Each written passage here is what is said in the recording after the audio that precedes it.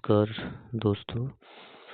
अगर आप टेंस से डरते हो, अगर आप टेंस का नाम सुनते ही घबराहट होती है और अगर आप सोचते हैं कि मुझे समझ में नहीं आता, तो ये वीडियो सिर्फ आपके लिए। ये डर बुक का नहीं, समझ ना आने का होता है। अगर आज से एक बात याद रखना कि समस्या आप में नहीं, पढ़ने के तरीके में होती है। दोस्तों, आज हम अंग्रेजी का सबसे बेसिक और सबसे इम्पोर्टेंट टॉपिक शुरू कर रहे हैं, टेंस। टेंस 3 प्रकार के होते हैं, प्रेजेंट टेंस, पास्ट टेंस और फ्यूचर टेंस। और मैं यह गारंटी देता हूँ कि आज के बाद प्रेजेंट टेंस से डर खत्म हो जाएगा। प्रेजेंट टेंस क्या होता है? सबसे पहले एक सिंपल सवाल होता है, जो काम अभी, रोज या हमेशा होता है, उसे हम प्रेजेंट टेंस कहते हैं। जैसे रोज स्कूल जाता हूँ, या मैं खाना खाता हूँ, या सूर्य में फैक्ट, जैसे सूर्य पूर्व से उदय होता है। फैक्ट के लिए एग्जाम्पल के लिए, I go to school, I play cricket, या sun rise in the east. Tense बिल्कुल भी मुश्किल नहीं होता। डर इसलिए होता है क्योंकि कोई सिंपल भाषा में समझाता है, लेकिन अब आप यहाँ हो तो डर खत्म होना ही है। अगर आपको प्रेजेंट टेंस समझ में आ रहा है तो मैं आपको पीडीएफ के माध्यम से समझाने की कोशिश करता हूँ। सबसे पहले टेंस टाइम। टेंस को टाइम या कॉल के नाम से जानते हैं। टेंस 3 प्रकार के होते हैं, ये आपको बता दिया गया। वर्तमान काल, जिसे प्रेजेंट टेंस कहते हैं, भूतकाल जिसे पास्ट टेंस, और भविष्यकाल जिसे फ्यूचर टेंस कहते हैं। वर्तमान काल को 4 भागों में बांटा गया, और उसी तरह पास्ट टेंस को 4 भागों में, और फ्यूचर टेंस को भी 4 भागों में बांटा गया। आज हम सिर्फ प्रेजेंट टेंस यानी वर्तमान काल के बारे में बात करेंगे, जो कि 4 भागों में बटा हुआ है। इसको भी हम 4 भागों में समझ लेते हैं। जैसा कि प्रेजेंट टेंस के 4 भाग हैं। पहला प्रेजेंट इंडेफिनिट, पहला, और दूसरा प्रेजेंट कॉन्टिन्यूअस, तीसरा प्रेजेंट परफेक्ट टेंस, और चौथा है present perfect continuous.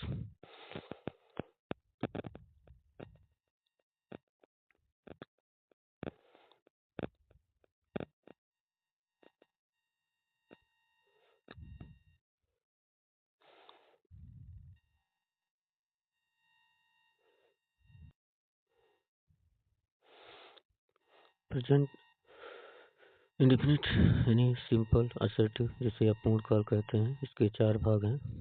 Affirmative sentence, negative sentence, interrogative sentence, और इंटरोगेटिव एंड नेगेटिव सेंटेंस।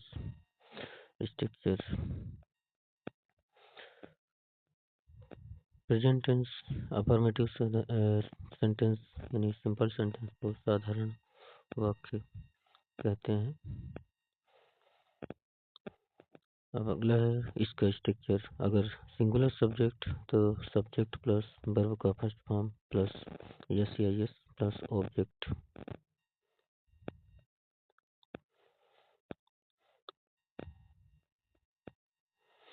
अगला है प्लूरल सब्जेक्ट। अगर प्लूरल सब्जेक्ट होने पर सब्जेक्ट प्लस वर्ब का फर्स्ट फॉर्म। एग्जाम्पल से समझते हैं, जैसे ही ईट्स फूड, वह खाना खाता है, ही ईट्स फूड। फिर दूसरा example, she sings a song, वह गाना गाती है। अब आगे अफर्मेटिव यानी साधारण के आपको स्ट्रक्चर के बारे में बता दिया गया कि आपको इस तरह से पढ़ना है। दूसरा, अब आगे चलते हैं हम negative sentence. Negative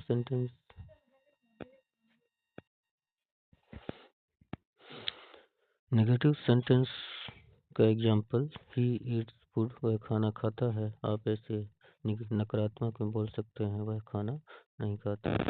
go does not eat food. जब हम प्रेजेंट सिंपल टेंस यानी सिंगुलर सब्जेक्ट होता है तो उसका हेल्पिंग वर्ब हम जब नेगेटिव बनाते हैं तो उसमें डज का प्रयोग करते हैं।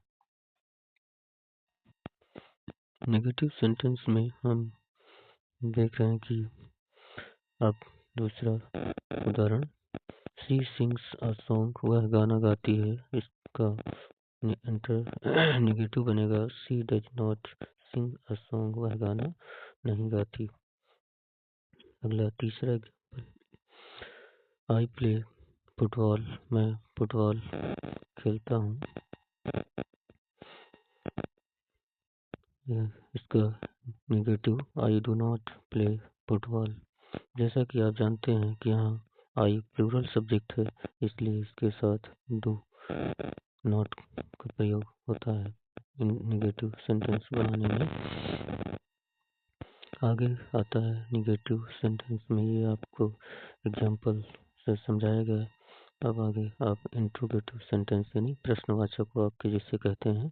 एग्जाम्पल के लिए, शी सिंग्स अ सॉन्ग, वह गाना गाती है। तो इसका जब आप इंट्रोगेटिव सेंटेंस बनाएंगे तो इसका बनेगा, यानी हेल्पिंग वर्ब पहले लिया जाएगा, does she Singh a song. यहाँ से यस हट गया जिससे यहाँ डज में प्रयोग किया गया। तो वह क्या वह गाना गाती है, ये प्रश्नवाचक वाक्य। आगे तो इंट्रोगेटिव सेंटेंस का आपको एग्जाम्पल दिया गया से ही दो उदाहरण के माध्यम से समझाया गया।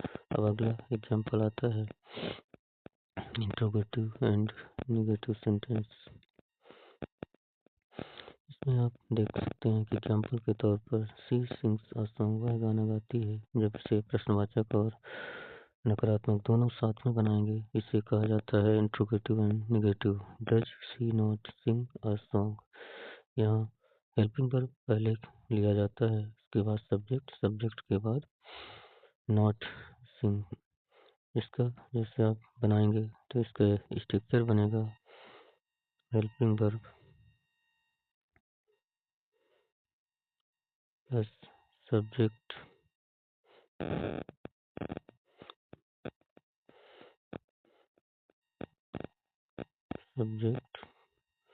प्लस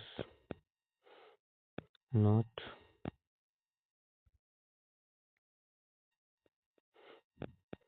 प्लस ऑब्जेक्ट से मिलकर बना है। अब आगे दूसरा उदाहरण, I play football, I play football, I plural subject, इसलिए इसका हेल्पिंग वर्ब डू, फिर सब्जेक्ट आई, इसके बाद नॉट प्ले फुटबॉल, क्या मैं फुटबॉल नहीं खेलता हूँ। आप इस तरह से इंट्रोगेटिव एंड नेगेटिव सेंटेंस बनाते हैं। अगर आपको यह प्रेजेंट टेंस समझ में आया तो वीडियो को लाइक एंड चैनल को सब्सक्राइब करें, कमेंट करें, जिससे आप इस वीडियो के माध्यम से मैं मोटिवेट होकर अगला वीडियो प्रेजेंट कॉन्टिन्यूअस टेंस का होगा, जो आप ये समझते हैं कि आप पढ़ सकते हैं, समझ सकते हैं। बस किसी को सही तरीके से समझाना आना चाहिए, वही काम मैं यहाँ पर